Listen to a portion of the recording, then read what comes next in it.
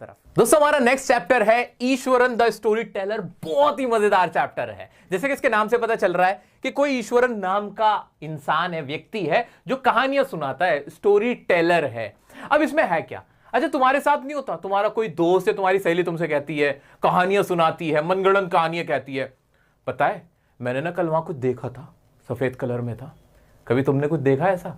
मैंने देखा था, कोई था वहां पे, मुझे एहसास हुआ था। पता उसको देखने के बाद 2 दिन तक ना मुझे बुखार आया, फिर मैं ना बुखार में रही। ऐसे ऐसे नहीं कहती लड़कियां, ऐसे लड़के भी कहते हैं भाई मैंने वहां कुछ देखा था, वहां सफेद कलर का था, उसकी मोटी मोटी आंखें थी, एकदम लाल लाल आंखें थी। मैं तो देख के ना बस मैं तो भागता चला गया, मैं नहीं रुका, फिर मैं नहीं रुका, मैं तो भागता चला गया। मैं घर आया, घर आते मेरे को बुखार चढ़ गया। 2 दिन तक 3 दिन तक तो मैं उठा ही नहीं था, बुखार ही बुखार रहा। और जब भी मैं सोचता हूं ना मेरे को कुछ कुछ होने लगता है। अमावस्या की रात थी, उस दिन सूरज नहीं निकला हुआ था, चांद डूबा हुआ था। ऐसी ऐसी बातें नहीं बताते। ऐसे तुम्हारे कुछ दोस्त होते हैं जो कहते हैं भाई पता है कल क्या हुआ?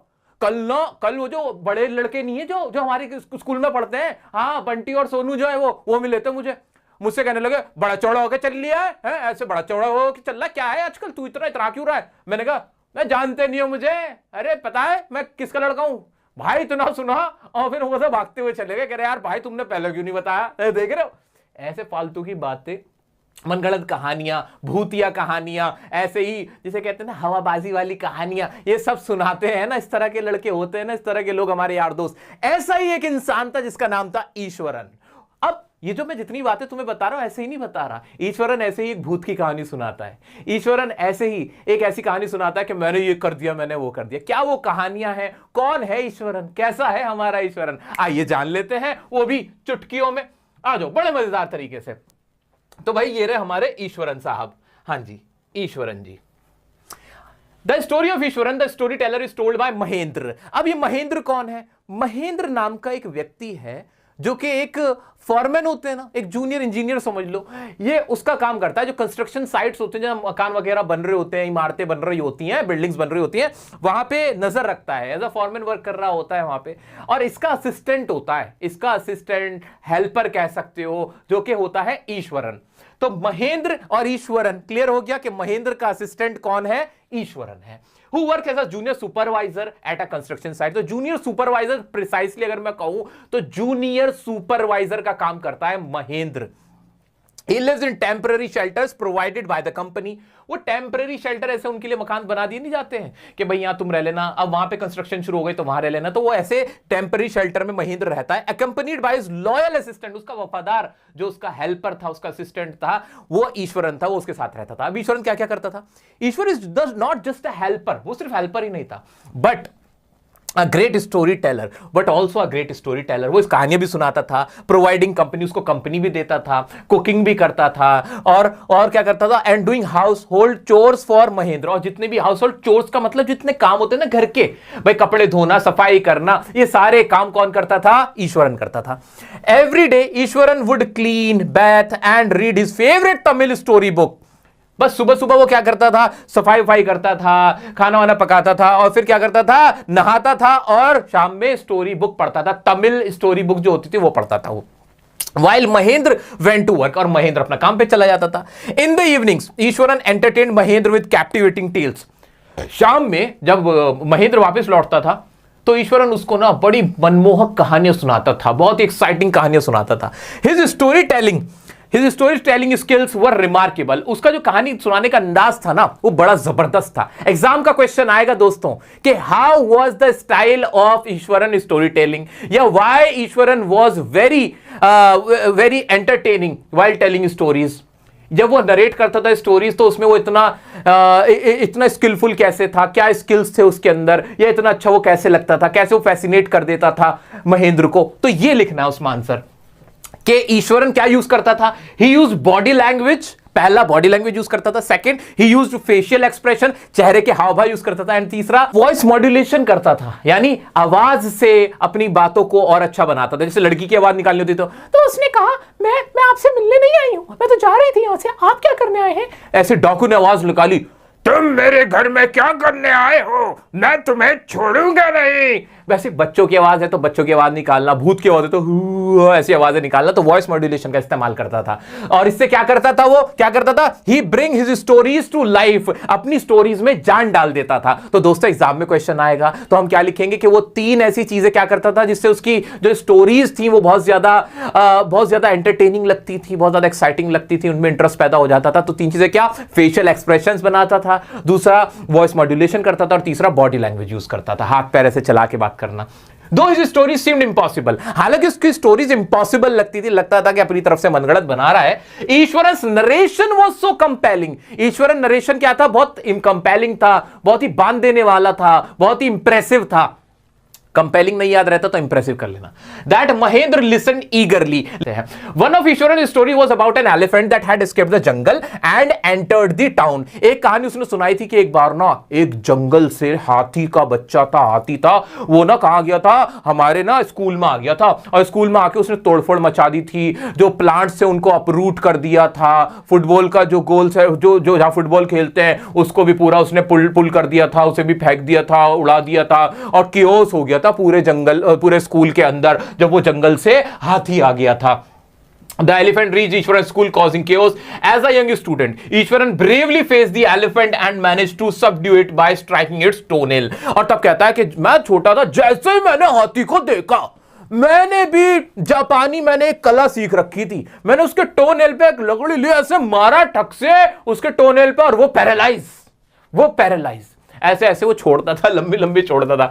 वो क्या कहता है, Ishwaran later explain that he has used a Japanese martial art technique, possibly karate और जूजित्सु। वो कहता है वो जापानीज मार्शल आर्ट है, कराटे या उसे जूजित्सु कहते हैं, वो मैंने इस्तेमाल किया था, और टू पैरालाइज द एलिफेंट को पैरालाइज करने के लिए। However, the story didn't end there, and Mahendra, curious about the rest, had to ask for the conclusion. लेकिन वो पूरी कहानी नहीं सुनाता, वो महेंद्र बड़ा क्यूरियस रहता, कहता फिर आगे क्या हुआ, तो उस पे बताता है, क्या बताता है, वो बताता है कि Eswaran then shared how a veterinary doctor, जो कि जानवरों के डॉक्टर होते हैं, वेटरिनियन, revived the elephant and it was sent back to the jungle. तो वेटरिनरी डॉक्टर को बुलाते जानवर को, वो उसको रिवाइव करता है, उसका जो पैरालाइज हो जाता है उसको वो खत्म करता है, और उसे वापस जंगल में छोड़ के आता है। तो अपने आप को हीरो दिखा रहा है। असली कहानी ये शुरू होगी, ये देखना, ये बहुत इंपॉर्टेंट है। Every day Eswaran would narrate exciting stories that filled the world of entertainment, as Mahendra did not have a TV. Mahendra के पास टेलीविजन नहीं था। एग्जाम में क्वेश्चन आएगा मेरे दोस्तों, मेरे छोटे बहन भाई, एग्जाम में क्वेश्चन क्या आएगा कि टेलीविजन को मेकअप करने के लिए ट्रेनिंग स्टोरीज सुना के। तो Ishwaran would narrate exciting stories that filled the void of entertainment, void मतलब कमी, उसकी कमी को दूर करने के लिए, as Mahendra did not have a television. One day Ishwaran prepared a special meal to honor the deceased ancestors of his family. अब असली कहानी यहां से शुरू होगी, ये इंपॉर्टेंट है आपकी स्टोरी के अंदर। अब एक बार ईश्वरन बताता है, वो ना एक खाना बनाता है जो उसके पूर्वजों के लिए, खाना नहीं बना के बांटते खिलाते, वो जो होते हैं, जो हमारे पूर्वज मर गए होते हैं, उनके लिए जो बनाया जाता है। तो ये इस तरह से खाना बना रहा था। जैसे ही मरो की बात है तो उसके दिमाग में घंटी बजी, भूत। अब उन्होंने सोचा भूतों के ऊपर कुछ बताता हूं। So he started telling a story about ghost, claiming that the area they lived in was once a burial ground. कहता है कि जहां हम रहते हैं ना, पता है ये ना पहले ना यहाँ ये कब्रिस्तान था, यहाँ लोगों को ना दफना देते थे, ऐसे कहता है उनको। Ishwaran described a ghostly woman with a shrunken face holding an unborn child. और कहता है मैंने ना वहाँ पे एक लेडी को भी देखा था मैंने एक बार। हाँ, एक औरत थी, भूत थी वो, और उसके हाथ में ना एक अनपैदा हुआ बच्चा था, पूरा पैदा भी नहीं हुआ था, वो हाथ में ली हुई थी, मैंने देखा था, ऐसे कहके बताता है। Mahendra was sceptical and mocked Ishwaran, dismissing the idea of ghost. जब महेंद्र ये सुनता है ना, उसको गुस्सा चढ़ जाता है, वो उसे झटक देता है, डांट देता है। ईश्वर क्या बकवास कर रहे हो यार तुम, ईश्वरन यार अब ज्यादा हो रहा है यार, बकवास कर रहे हो तुम यार, ऐसा ये सब मत कहा करो, तुम्हारा ना जरा अपना हाजमा ठीक कराओ, तुम्हारा पेट खराब है, ये सब जो तुम्हारे दिमाग में चलता रहता है, तुम्हारा दिमाग भी खराब है। और ये कहकर चला जाता है, उसकी कहानी नहीं सुनता उस रात को, और उसको झटक देता है, ऐसे झटक देता है। लेकिन अगले दिन ना वो सोचता है कि महेंद्र सोचता है कि यार ईश्वरन को मैंने डांटा है तो ये मेरे से एंग्री होगा, एनॉयड होगा, बट वो फिर हेलो सर जी, महेंद्र बाबू जी कैसे हो आप, वो बड़े अच्छे से पेश आता है। वो हैरान भी होता है कि यार इसको बुरा ही नहीं लगा। However, that night Mahendra heard eerie cries and upon looking out of the window saw the ghostly figure that Ishwaran had described. लेकिन क्या होता है फिर रात में क्या होता है, जो महेंद्र होता है ना, उसको खिड़की के बाहर ना एक औरत दिखाई देती है, और उसको आवाज़ें सुनाई देती हैं, वो जैसे सुबकियाँ ले रही हो, जो चीखे मार रहे हो।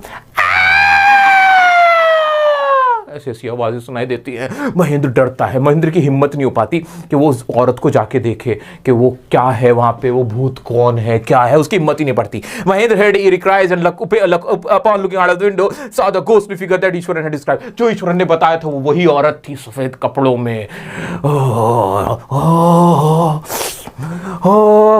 तुम्हारा ईश्वरन मैं हूं तुम्हारा ईश्वरन। देखो, फील करो। डर गए ना? सच में डर गए थे ना? सच सच बताना, डर गए थे ना? हाँ जी, आ जाओ। नहीं। Initially, Mahendra tried to dismiss it as a trick of his mind, but the experience left him shaken। शुरू में उसको लगता है कि that is trick of my mind, ये मेरे subconscious mind में था, that was in my subconscious mind and that's why I felt that। मुझे ऐसा महसूस हुआ और ऐसा कुछ नहीं, ghost वोस्ट नहीं होते। उसने ईश्वरन को भी बोला था, क्या यार ghost वोस्ट भूत वूत नहीं होते, सब दिमाग का वहम होता है। लेकिन अगली मॉर्निंग क्या होता है? The next morning Eswaran confirmed that Mahendra had indeed seen the ghost। कहता है, सर आ गई थी ना वो रात को, मैं जो कह रहा था वो भूत देखा था ना, आपके कमरे से आवाज आ रही थी मुझे, तब पता है मुझे। ऐसे कह के वो उसको कंफर्म करा देता है कि हाँ भूत था।